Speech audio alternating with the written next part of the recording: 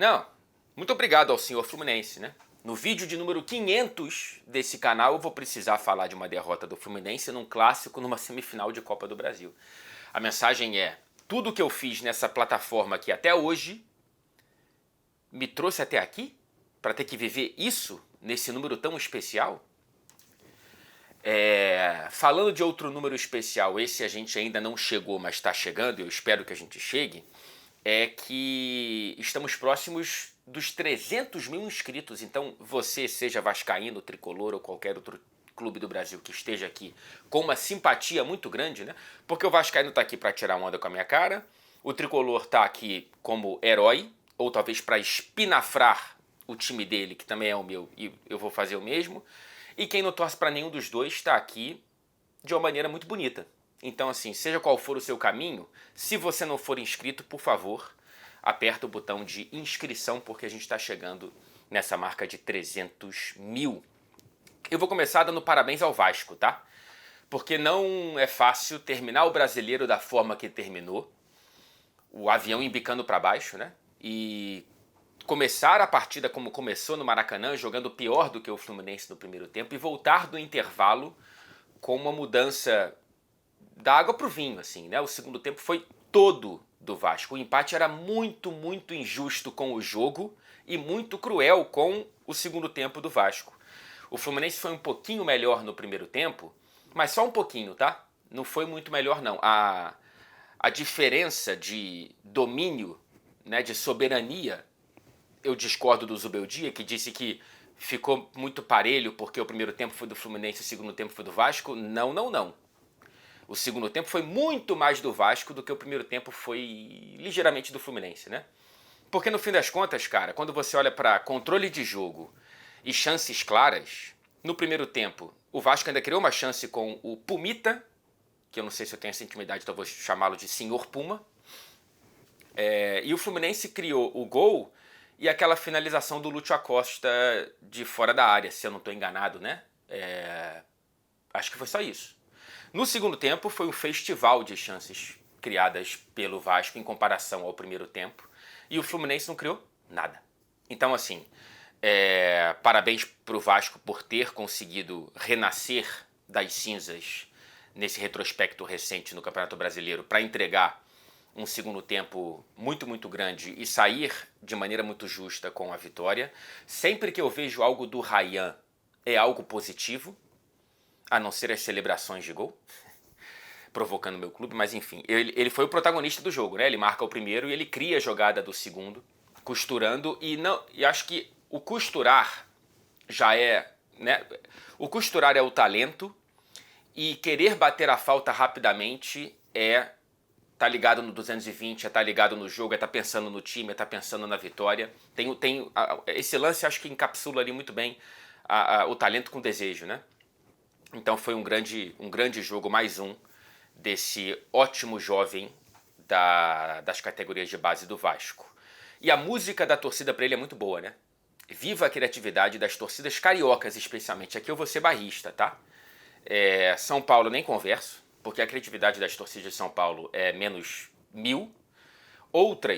De outras regiões eu conheço um pouco menos, mas eu gosto um pouco das músicas do Sul. Eu gosto de algumas músicas do Bahia, mas eu não conheço tanto assim para além. De Minas eu conheço pouco também.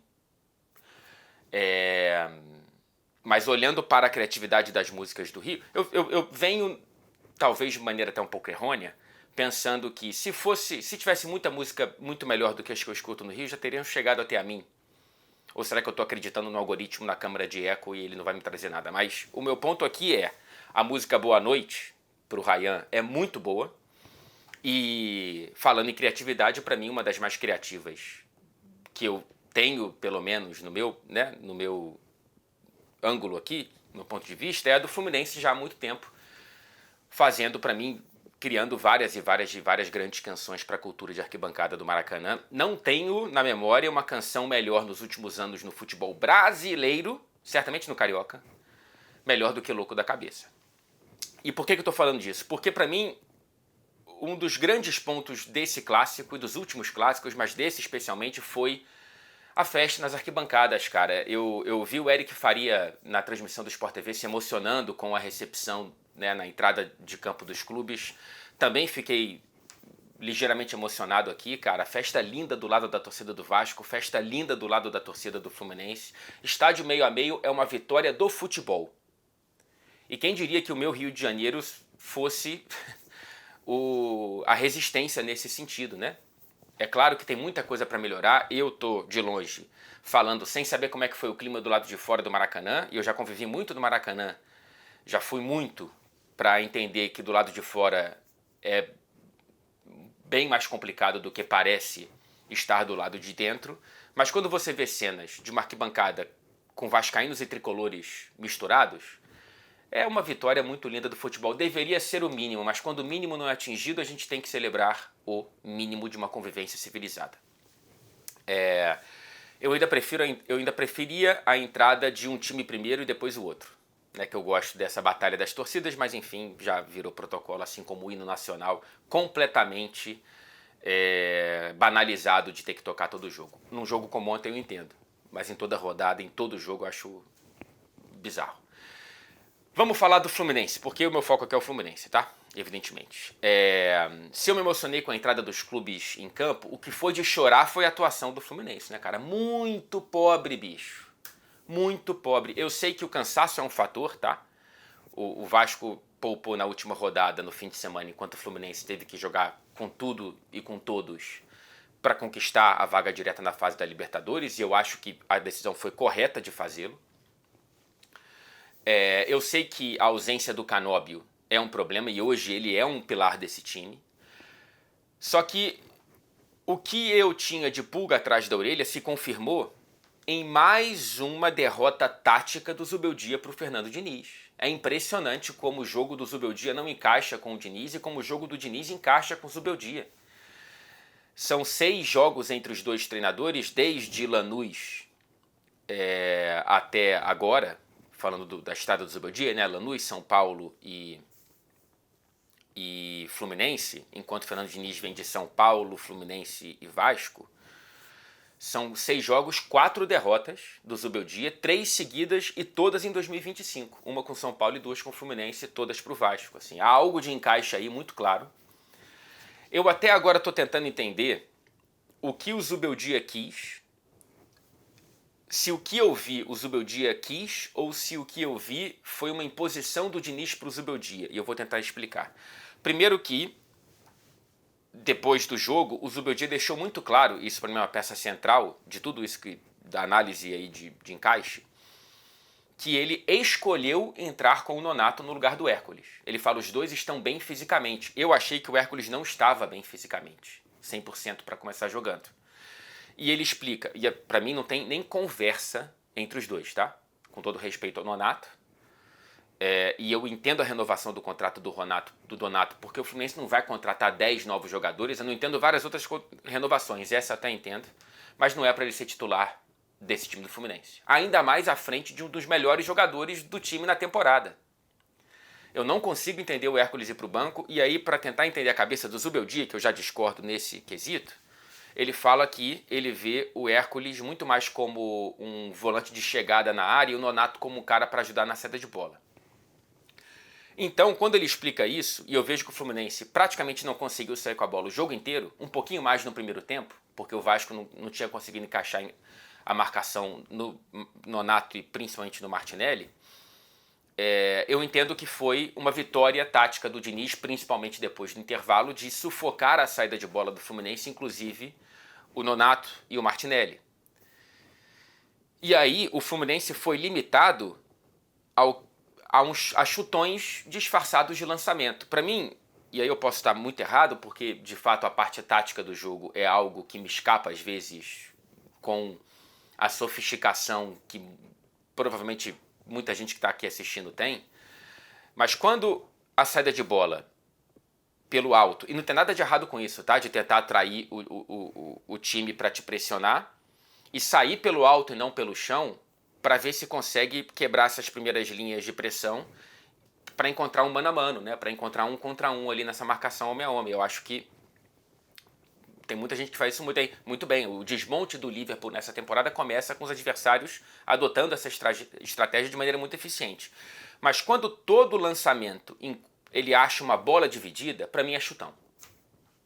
Porque se você tem os pontas ali abertos ou tem alguém no meio para receber essa bola e em grande parte desses lançamentos ele consegue receber essa bola um pouco limpa, é porque você está vencendo o jogo taticamente. Se em quase todas as bolas, ou em todas, como no segundo tempo, é dividida, está mais para o zagueiro do que para o jogador do Fluminense, para o zagueiro do Vasco, é porque você foi derrotado taticamente. E o Fluminense foi derrotado taticamente. O Zubeldia foi derrotado taticamente, na minha visão, pelo Fernando Diniz uma vez mais. Não conseguiu sair jogando. E eu não entendi porque o Zubeldia assistiu esse desmoronar do Fluminense no segundo tempo, também pelo fator cansaço, e talvez principalmente pelo fator cansaço, por que ele assistiu tão passivamente, né? Demorou séculos para colocar o Hércules no jogo, demorou para colocar o Ganso, não sei por que foi com o Everaldo até o fim. E aqui eu vou falar, posso falar algo que vai irritar muitos torcedores do Fluminense. Eu gostei do primeiro tempo do Everaldo. Eu não começaria com o Everaldo. No meu Fluminense de hoje, o Everaldo não é titular. Eu entraria sempre com o John Kennedy. Apesar de reconhecer que o John Kennedy não tem aproveitado tão bem assim quando ele entra nas partidas. E eu não estou vendo os treinamentos, mas eu acho difícil que ele produza menos do que o Everaldo produz. Porém, o Everaldo é bom em uma coisa. Ele faz bem o pivô nessa estratégia do Zubeldia de contra-atacar. Ele é muito bom nos toques de primeira ali, né? A bola vai pro centro, ele toca de letra, ele toca não sei o quê. Ele tem essa conexão ali boa para ativar o Lúcio, para ativar o Serna ou para ativar, nesse caso, o Soteldo, que ficou muito isolado, né? Nessa partida contra o Vasco. Mal participou com a bola no pé. Se dedicou sem a bola, tentou fazer um pouco do que o Canóbio faz sem a bola, mas não tem a mesma desenvoltura física, principalmente, né? Mas, voltando. Então, o Everaldo, ele sofre a falta que origina o gol, e eu acho que era para amarelo, não era para vermelho. Ele participa de umas 2 ou 3 jogadas de contra-ataque que não terminam em grandes chances, porque o Serna também fez algumas opções erradas, o próprio Acosta fez um jogo ok no máximo. Então acho que nessa função de pivô e de incomodar um pouco a saída de bola adversária, o Everaldo foi bem no primeiro tempo. No segundo, não. Ele errou tudo. Por que o John Kennedy não saiu do banco? Em nenhum momento. Eu não entendi e acho que ninguém perguntou sobre isso, né? Eu queria entender por quê. O Martinelli não foi bem. O René e o Samuel também não. O René principalmente foi mal, né? Mas defensivamente o Samuel tomou um baile do senhor Puma. Né? As principais chances do Vasco foram criadas por ali. E aí, cara, eu não vou individualizar a derrota no Freitas, mas eu vou ter que falar do Freitas. Eu já expliquei qual foi para mim o principal problema que vem do Zubeldia nesse jogo. E criticar o Zubeldia nesse jogo não é criticar o Zubeldia no Fluminense. Mas eu não entendi e eu não entendo como o Freitas ficou até o fim também. Assim. O Freitas ele foi o tempo todo uma bomba relógio pronta para explodir desde o primeiro lance. O primeiro minuto de jogo ele já dá uma paçocada que ele quase deixa o atacante colombiano do Vasco, me escapou o nome, na cara do Fábio, cara. O Freitas é um cara que ele tem um bom lançamento, e aí eu acho que por ser zagueiro canhoto, com bom lançamento, ele ajuda nessa saída de bola do Fluminense na maior parte do tempo, mas ele é muito limitado com a bola. Ele é um zagueiro que, no menor sinal de pressão, ele já fica em pânico. E ele é cintura dura, ele gira com muito pouca mobilidade. E ele errou absolutamente tudo o que ele tentou, cara. Assim, foi uma das piores partidas de um zagueiro do Fluminense que eu tenho na memória. A derrota não está na conta dele. A derrota está na conta do que o Zubeldia preparou e não reagiu, principalmente. Porém, é impressionante que a gestão Mário Bittencourt tenha entregado para o Thiago Silva apenas companheiros insuficientes, né? Porque se o Freitas está na frente do Ignacio e do Thiago Santos, o que isso diz sobre os outros dois? Bom, a gente já conhece principalmente o Thiago Santos, que não pode ser titular. Assim, eu tô pensando, cara, por que o Bernal não pode ser colocado na zaga ali? Porque no domingo não tem como ir com o Freitas.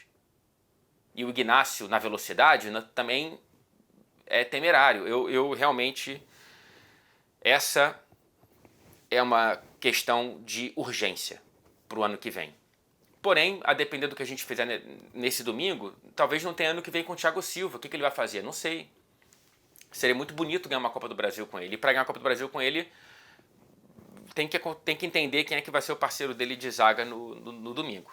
Né? O confronto está 100% aberto. Aliás, eu li aqui no roteiro, o Keno, nossa senhora, cara. Como é que esse cara tem contrato até 26? O Keno é um jogador marcante para a história do Fluminense, 2 assistências no grande jogo da minha vida, que é a final da Libertadores. Mas o tempo vai passando e a quantidade de contratos renovados por gratidão é um legado muito, muito ruim deixado pela gestão do Mário, cara, muito ruim mesmo. Eu espero muito que o Hércules seja titular no domingo, eu espero muito que a gente tenha uma solução, acho difícil, para o parceiro de zaga do Thiago Silva. Eu torço para que o JK seja titular no lugar do Everaldo, mas me parece muito improvável, porque ele nem entrou, a não ser que ele tivesse com algum problema físico e o Zubeldia estivesse olhando para guardar ele para domingo. Ninguém falou nada, então eu acho que não. E o retorno do Canóbio, né? O confronto está muito aberto, mas o Fluminense, considerando que foi uma inflexão pontual, né? Porque há uma questão de encaixe que o Zubeldia precisa resolver. Se repetir esses erros, o Vasco é favorito com alguma distância para domingo. Se o Zubeldia conseguir encontrar a solução, principalmente para a saída de bola, aí eu acho que dá para... E, cara, pressionar alto, né? Por que o Fluminense não pressiona alto em bloco? Porque é só a primeira linha tão distante da segunda. A gente sabe, como torcedor do Flu do Diniz, que se pressionar alto, e olhando para esse Vasco, se você conseguir incomodar o Vasco com a bola no pé, é difícil que eles já arrumem soluções que não passem por, em algum momento do jogo, te entregar a bola em posições de perigo. Por que o Fluminense não provocou isso?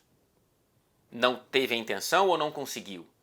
São questões para pensar para domingo, mas é isso. No fim das contas, eu olho para a arquibancada e fico feliz, olho para o campo e fico triste, e eu olho para você e espero mais um inscrito no canal.